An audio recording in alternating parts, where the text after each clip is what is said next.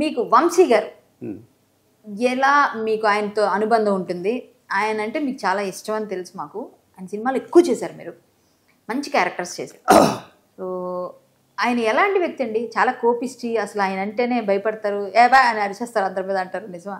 తను ప్రశ్న వేసారా, జవాబు కూడా మీరే చెప్తున్నారు, నాకు అర్థం లేదు. అయ్యో లేదు, మీరు ఇంకేమైనా చెప్తారా ఇంతకన్నా ఎక్కువని? అమ్మా ఈరోజు నేను నవ్వుతాను బాబు, చెప్పండి ఇలాంటివన్నీ బాగుంటాయి. అలాంటి ఏమన్నా ఉన్నా కానీ చెప్తామా? కొట్టేసిన మటుకి ఏమో, ఆయన చాలా షార్ప్, పుట్టితోనే ఆయనకి ఒక షార్ప్నెస్ ఉంది, డైరెక్టర్ అవ్వాల్సిన క్వాలిటీస్ ఉన్నాయి. లక్కీగా నన్ను సెలెక్ట్ చేయటం, మారి సినిమా చేయటం, అలాగా నేను ఏదో కథలు చెప్తానని విని ఆయన అలాగ పరిచయం అయి మా జర్నీ అలా జరిగింది. కొన్ని సినిమాలు, ఆయన సినిమా నుంచి మించి చేశాను. సార్ ఇప్పుడు మీది ముందు అరేంజ్డ్ మ్యారేజ్ అన్నారు, ఊర్లో arranged love marriage. Arranged love marriage, arrange చేసినాక లవ్ చేశారు అంటే? లవ్ చేసిన తర్వాత అరేంజ్ చేశారు. ఓ మీరే లవ్ చేశారా? అరేంజ్ చేసిన తర్వాత లవ్ చేశారు. పోనీ ఏదో ఒకటి చేశారు, ఒట్టేసి చెప్పారు. మేడం చూస్తారు ఏమన్నారు ఆవిడ మిమ్మల్ని. కానీ ఈ క్వశ్చన్ కి మేడం పెద్ద మనసు చేసుకుంటారు, కానీ మీరు ఊర్లో చూడదు, అది లక్కీ నేను. చాలా సంతోషం.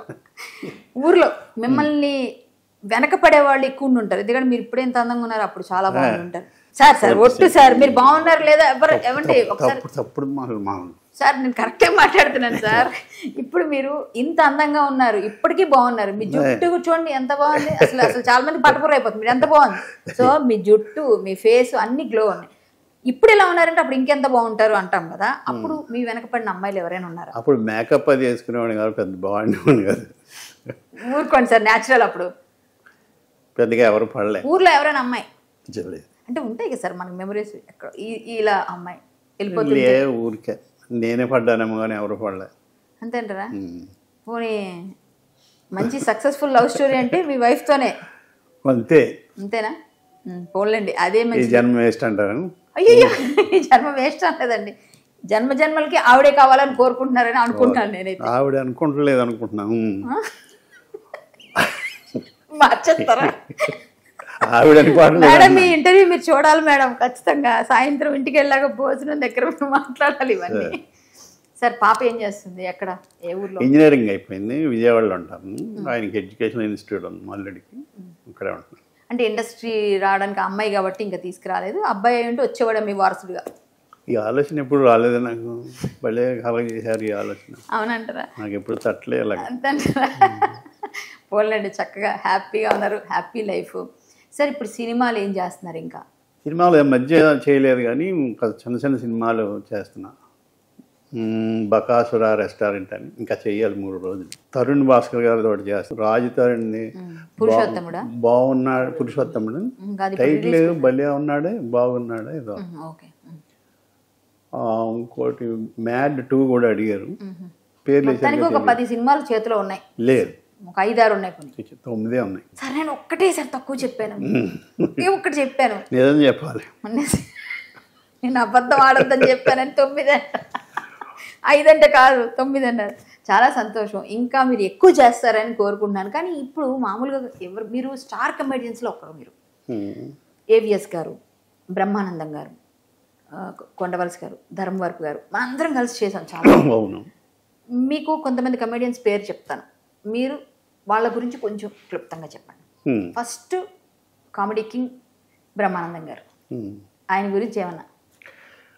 ఆయన అద్భుతమైన ఆర్టిస్ట్.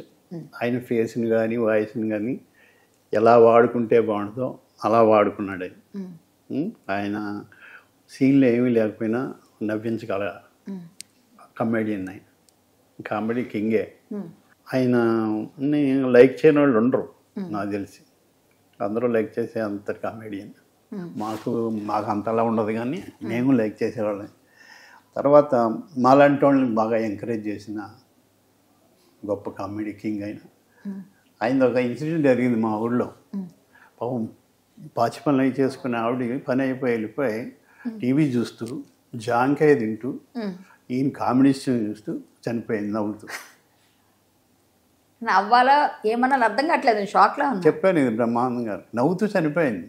అంటే ఆయన సీన్స్ చూస్తూ మా సీన్ అయ్యంటే మమ్మల్ని నరసేద్దరు ఇలాంటి ఇంత దరిద్రంగా ఎందుకు యాక్ట్ చేస్తున్నారు నవ్వుతూ చనిపోయింది ఇదే నిజం ఇదే ఒక సినిమాలో ఒట్టేసి చెప్తున్నా ఒట్టేసి చెప్తున్నా జరిగింది ఆ సినిమాలో కూడా అలా అన్నపూర్ణ గారు చెప్పుకుంటూ పోతే ఆయన చాలా చెప్పుకోవాలి ఆయన నెక్స్ట్ ధర్మవరపు సుబ్రహ్మణ్యం గారు ఆయన చాలా మంచి టైమింగ్ ఉన్న ఆర్టిస్ట్ అలాగే వీరందరూ మాకు సీనియర్స్ కాబట్టి మమ్మల్ని చాలా లైక్ చేసేవారు ఏదన్నా అవుట్డోర్ వెళ్ళినా వేరే కంట్రీ వెళ్ళినా ఒకే కార్లు వెళ్తూ జోకులు వేసుకుంటూ నవ్వుకుంటూ బయట కూడా అంతే టైమింగ్ ఉండి ఆయన జోగిగా సరదాగా ఉండేవారు మాకు ఆయన లేకపోవడం నష్టమే.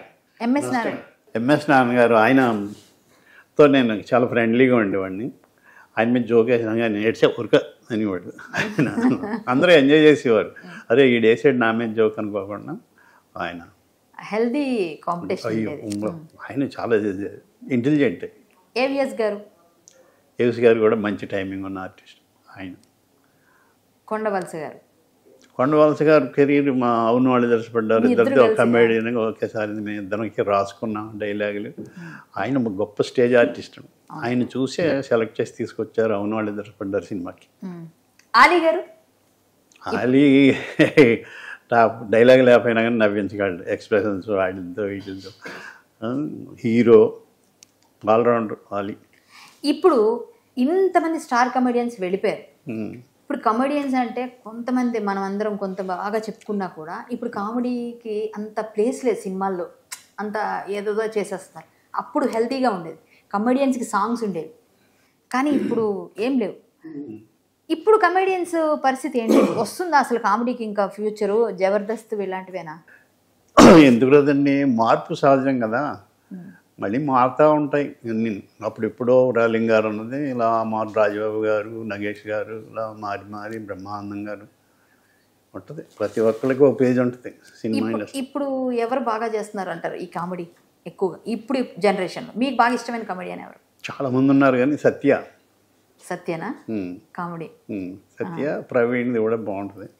సడన్ గా సునీల్ అంటే మళ్ళీ పాత ఇప్పుడు అన్న వాళ్ళని చెప్తున్నాను. అంటే ఇందాక సునీల్ గురించి ఆయన గురించి చెప్పవలసిందే ఉంది. Super star.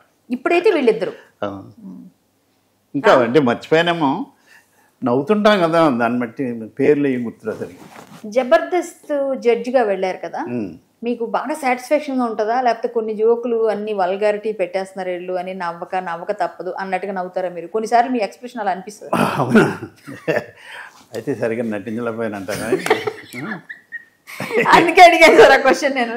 లేదు, ఒక విషయం చెప్పాలంటే జబర్దస్త్ స్టేజ్ చాలా కష్టమైంది.